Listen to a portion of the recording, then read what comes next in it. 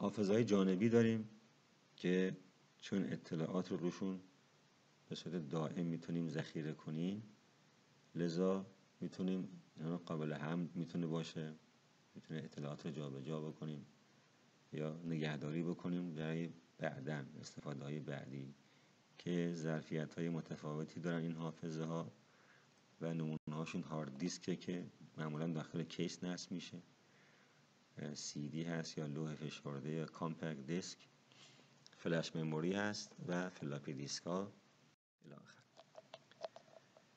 اما از دیگر در واقع حافظه ها رو میشه اینطوری بگیم هارد دیسک ها یا دیسک گردان ها، اینا صفحات گرد مغناطیسی هستن که از دوایر متحدالمرکزی به اسم شیار تشکیل میشن و این شیارها به بخش‌های مساوی به اسم سکتور تقسیم میشه. دیسک گردان ها رو حالا شکلش هم نشون میدیم، به چند دسته تقسیم میشن. دیسک گردان لوح فشرده دیویدی رم ها و سی دی رم ها، دیسک گردان دیسک سخت هستش که در واقع دیسک داخل اون قرار میگیره و اطلاعاتش خونده میشه، و دیسک گردان دیسک نرم فلیپی درایو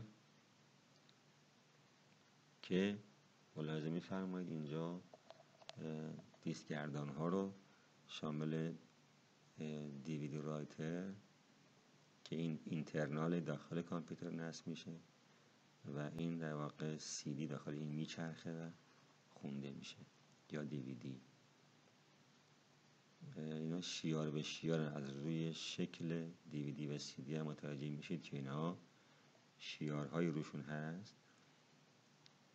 خب اینم دیویدی رام اکسترناله که داخل کامپیوتر نصب نمیشه. شما میتونید چند تا کامپیوتر داشته باشید و یک دیویدی رام دیویدی رایتر اکسترنال که در کامپیوترهای متفاوتی بشه استفاده کرد.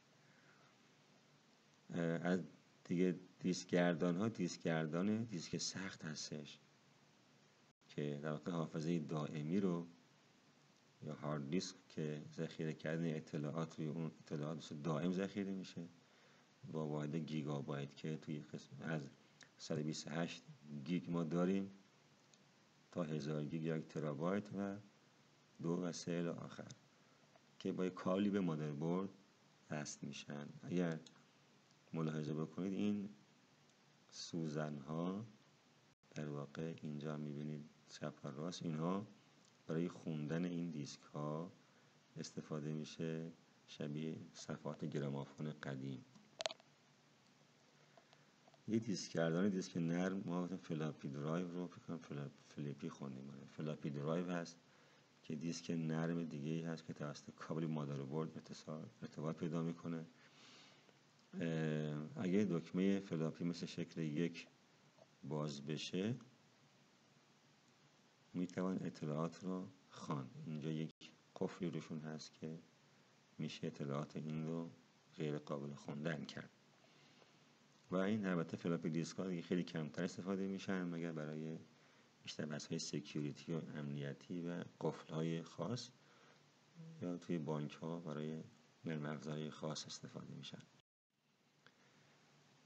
از دستگاه های خروجی که در واقع به عنوان سخت افزار کامپیوتر معروف میشن، میشه گفت اسپیکرها هستن که صدا رو از طریق یک فیش که به مادربرد متصله میتونن منتقل کنن. بلندگو در واقع یک دستگاه خروجی که اطلاعات موجود در کامپیوتر رو که اینجا در واقع صوت هستش میتونه منتقل بکنه. ما میکروفون رو داریم که یک دستگاه ورودی محسوب میشه که میشه صدامون رو با وسیله اون به کامپیوتر منتقل کنیم و در کامپیوتر ضبط کنیم. همین کاری که من الان انجام دادم و صدام رو وارد کامپیوتر کردم به وسیله یک میکروفون.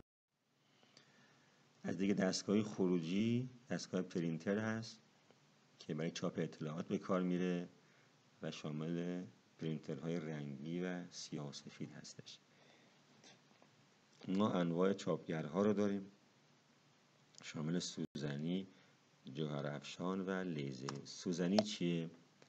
این سوزنی شبیه چاپگرهای یا در واقع ماشین‌های تایپ قدیمی که خیلی هم سر صدا داشتن و با ضربه در واقع به یک نواری حرف یا حروفی رو چاپ میکردن کار میکنه.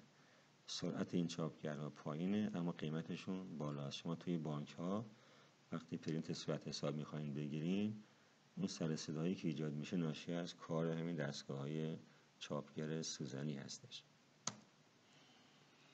اما چاپگرهای جوهرافشان یک چاپگری که برای ایجاد تصاویر میاد جوهر رو میپاشه بر روی کاغذ و تصاویر چاپ شده هم کیفیتشون بالاست و از قیمت مناسبی هم برخوردارن.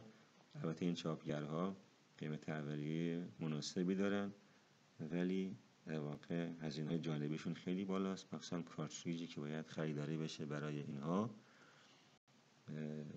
یک مدت خیلی توی بورس بودن، بعد کم کم از بورس خارج شدن، بیشتر توی عکاسی ها اینها مشاهده میشن دیگه. الان توی خونه ها خیلی کمتر شدن. الان دیگه چاپگرهای لیزری در واقع کاربرد خیلی بیشتری پیدا کردن، چون اینها هم قیمتشون مناسبه، هم سرعت چاپشون بالاست، هم کیفیت بالایی چاپ میکنن، شارژشون هم هزینهش مناسبه و کاربری آسان‌تری دارن. در واقع نگهداریشون هم خیلی آسان‌تره و هزینه نگهداری کمتری دارن. این چطوری کار میکنه؟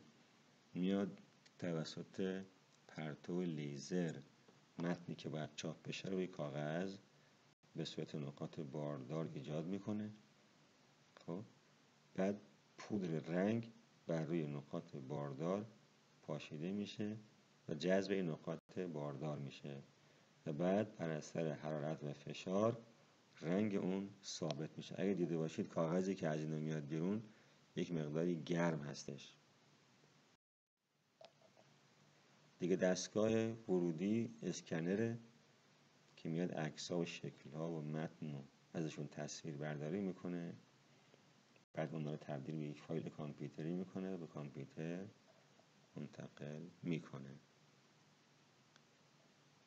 غیر از اسکنر، دستگاه ورودی و خروجی دیگه هم ما توی کامپیوترها داریم که قابل استفاده هستن، شامل قلم نوری، دوربین های دیجیتال دستگاه ورودی محسوب میشن، هدست ها، هدفون ها و پلاتر ها یا رسام ها هستن که دستگاه خروجی محسوب میشن.